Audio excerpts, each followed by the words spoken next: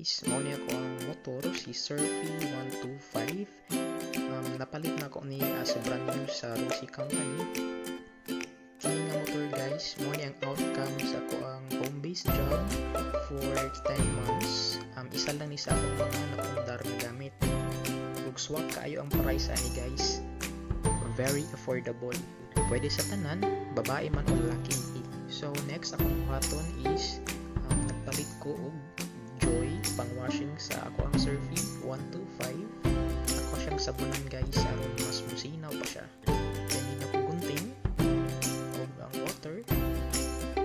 Then karon mag-start na ko og sabon sa ako ang Surfy 125. Yehey! O karon ako na siyang sabunan. Yehey! 1 week na gid siya walay sabon. Wala siya iligo 1 week na. So ato lang i-fast forward guys. Kung mag-storytelling ta kamay. Kani si Surfy 125 second na ko ang motor. Kaya ang last motor na ko ang giuli sa iyang kumpanya.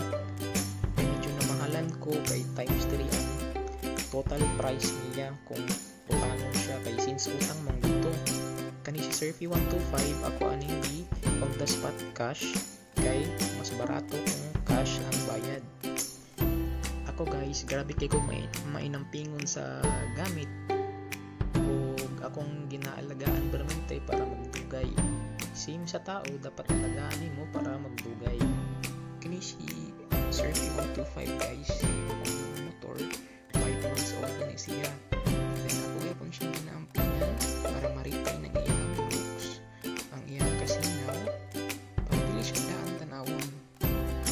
Then dapat sa tanang butang sa iyang natong buhaton ang pingan nato para mag-stay o magdugay gyapon.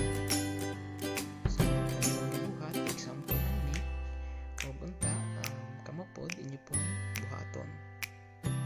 So mao to guys, hapit na ko man, grabe gipaningot na ko ani guys. So mao to guys, human ako og hinlo. I mean, gisabunan na ako siya. Si Surfy 125 og ready na siya. Sabligan og tubig o hinlo para mawala ang sabon. So ang result is tsakan. Tara, medyo okay na ang iyang looks. Nawala na ang iyang bugaw nga pilit. Kay nasabunan na siya, na-wash out na. Medyo na okay na ang iya ha. Tagway karon. Nara si Surfy 125. Okay, so moro to guys. Please subscribe.